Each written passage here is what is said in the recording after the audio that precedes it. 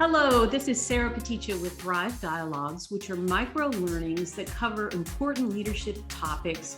And I bring in guest speakers who have expertise in that area and give you the basic nuggets of understanding that concept. Today, I'm excited to have with me Brittany Simmons, my good friend, who's had an illustrious Army career starting as a graduate of West Point. First of all, welcome. Thanks for having me, Sarah. I'm glad to be here. And then I wondered if you could help our audience understand this term when we say imposter syndrome. What are we talking about and who does it tend to impact?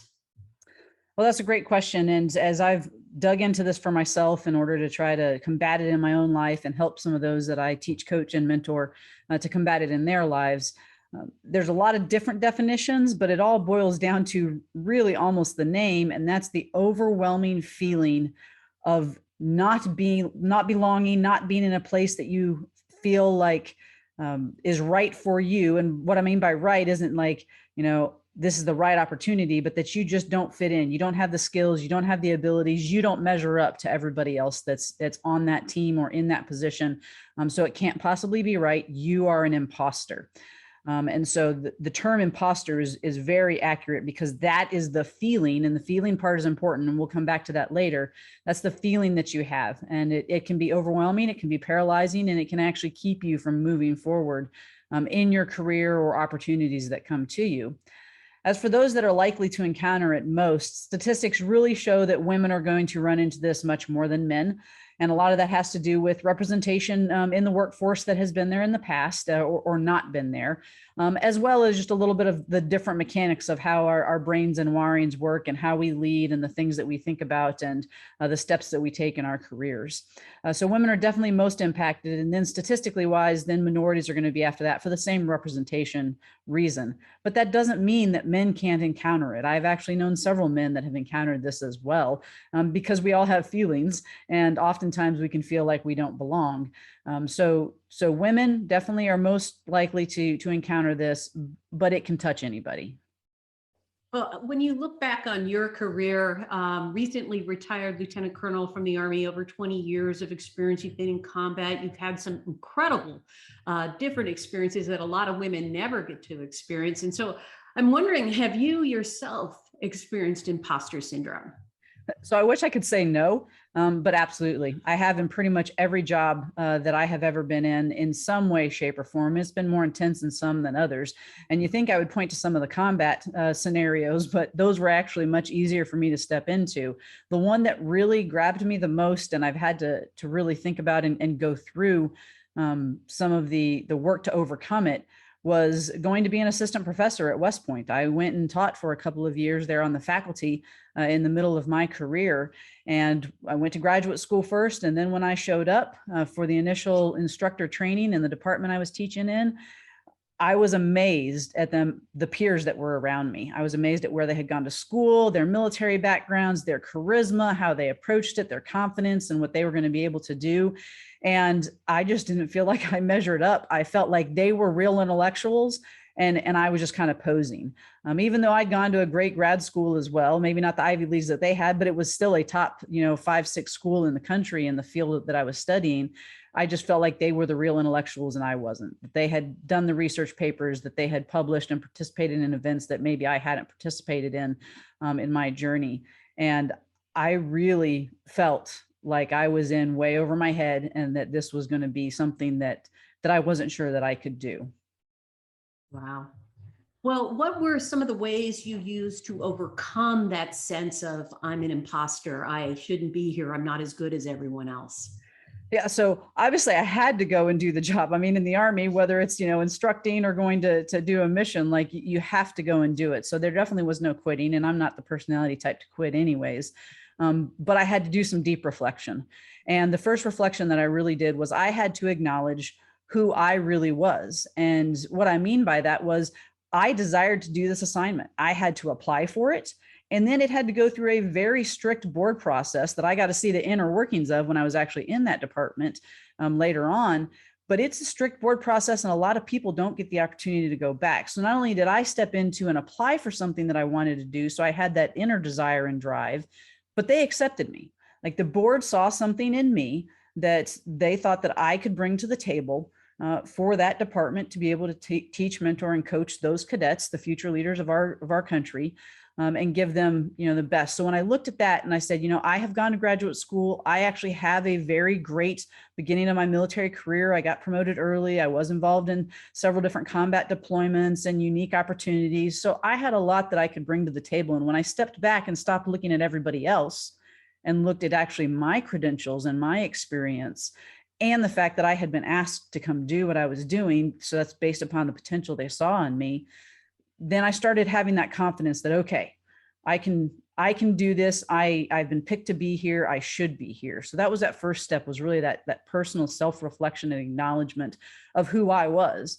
And then the second step was then stepping into that, and stepping into it, not like my peers, not like they would do it and trying to be who they were, but really being who I was. So one of the things that I said intimidated me was I felt like they were real intellectuals, because a lot of them were really going down the research path and enjoyed that. And even though they're teaching, they were also doing a lot of research on the side. And that was not my cup of tea. I just didn't want to spend my time and effort and passion into that, because I didn't really enjoy that part of academia the same. But what I really enjoyed was teaching. And so I really threw myself into teaching. And that was both in the classroom with the subjects I was teaching. And at West Point, you can really be involved in the extracurriculars with the cadets. And so being able to mentor and coach cadets through those things was where I put my time, energy, and passion, because that's who I was. And I understood then that that's why they had brought me there, not knowing that necessarily that's who I was going to be, but that they had brought in a diverse panel of people to bring different things to the cadets. And I was able to do that. And when I did that, then I was comfortable being who I was and was able to give the best to the cadets that I was leading. I love that. It was like you managed that intense emotion by thinking deeply about what were the facts of the situation. And then from there, you leaned into this uncomfortable situation and saw yourself through it. I really like that. I recall in a corporate job that, again, was very competitive. I don't know how many thousands of people applied for this job, but they chose me, and it was a very demanding role. And one of my first assignments was to put on a 4-day event using an exterior consultant to kind of run this leadership program. Is very intense. And I did all the legwork to put it together. And then the day of the event occurs, and the head of HR approaches me and says to set up the LCD projector, which is not something I knew how to do. It was a different system. I had never seen it, and I kind of froze. And I remember beating myself up all day long for not knowing how to do this and thinking they made a mistake in hiring me, and just really giving myself a hard time, and not realizing everything else went off without a hitch. And it took me some time, until the second or third day, till I forgave myself and said, I'm just not technically competent in that area. But that's not really why they hired me. They hired me because of my experience in developing leadership programs in the past successfully. And I really leaned into that skill as well as my coaching capability. And that's how I became successful in that job. But isn't it true that I was just reading in Core 52, I love that book, and it was saying that often we look in the rearview mirror on ourselves, but leaders and mentors of us force someone to look through the windshield into the future.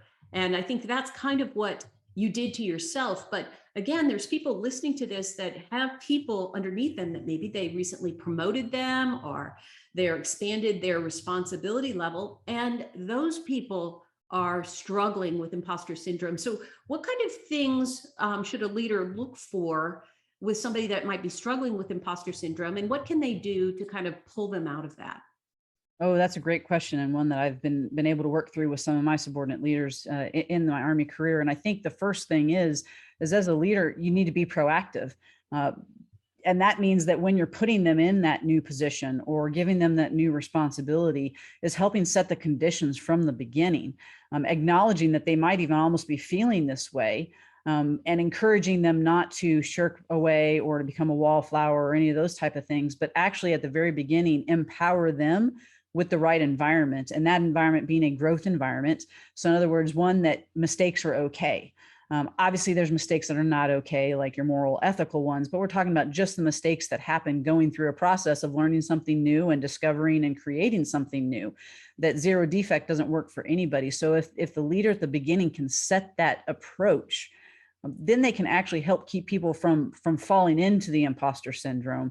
And then I would also recommend that while they're going through the process, that there's regular check-ins with the leader. You don't just, give them the project and sit back and watch them, fail or fall apart or whatever, but work with them through that and help them see where they're succeeding or even where there can be improvement, but doing that from a perspective of, hey, we're all learning in this together. And this is where I see that you're learning. Because we all know, all of us that have been in any position and moved up to another, that it's on the job training. And it's probably not until you're done with that job that you're truly the subject matter expert. And it's because of the experience that you picked up. And I would also say that I think being a good peer is also helping out in that type of environment too. While we have boss leaders, we also have peer leaders. And I think it's important for us as peers and coworkers to be encouraging and helpful and a part of that process as well. And so I would encourage everybody to think about, how can I be a better peer, to those that are leading different projects, and encourage them and help them out through the process. Because I think that would just create a really dynamic workplace of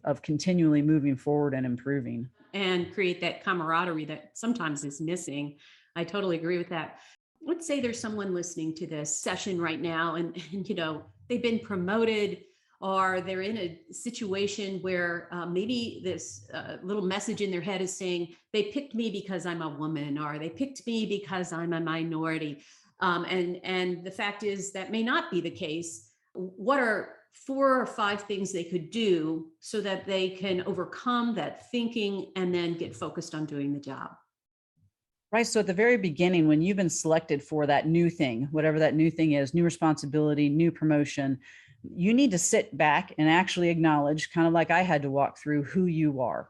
And what I mean by who you are is that if you're feeling that imposter syndrome, it's a feeling.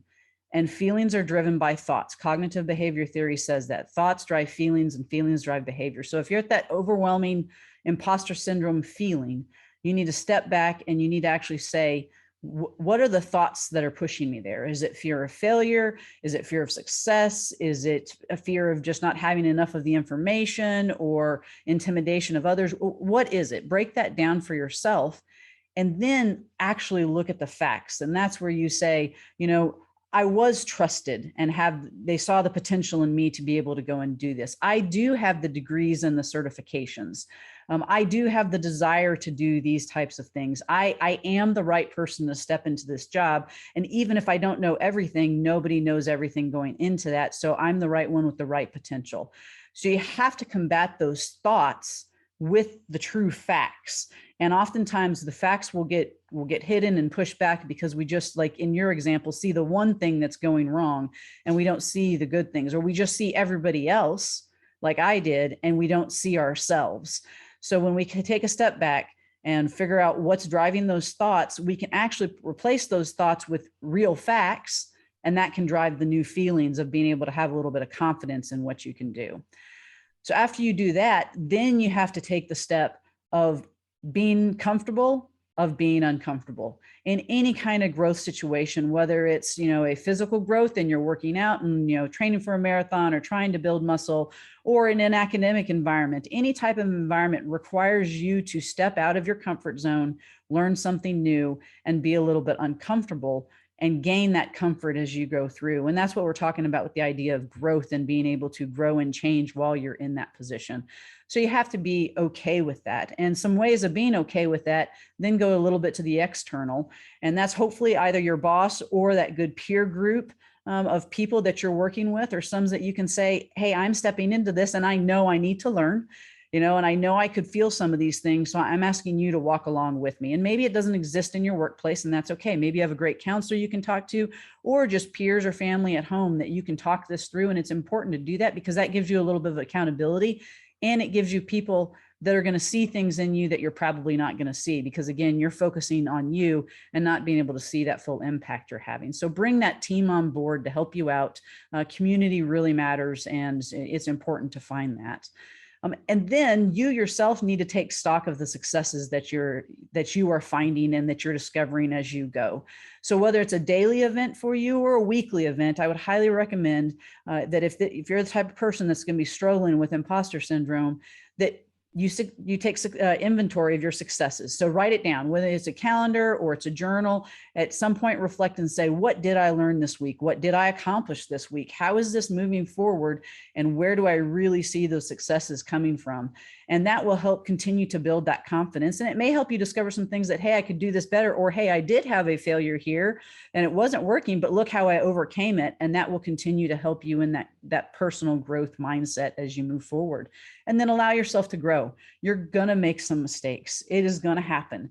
And if you allow yourself to laser focus in on that, and that's all you see, you're not going to be able to become who you want to be or who everybody else believes that you can be. So take those with a grain of salt, make them a growth opportunity. And then I think you'll find yourself extremely more capable, competent, and confident at the end of the experience that you're in, and you'll be ready to take on more. I love that. In the end, you'll be able to take on even something more difficult in the future. Well, I just want to thank you so much, Brittany, for your time and expertise on this subject. And we'd love to hear from you. If you've enjoyed this session, let us know. Give us a thumbs up. Anyway, this is Thrive Dialogues, and we appreciate your attention, and we hope this benefits you.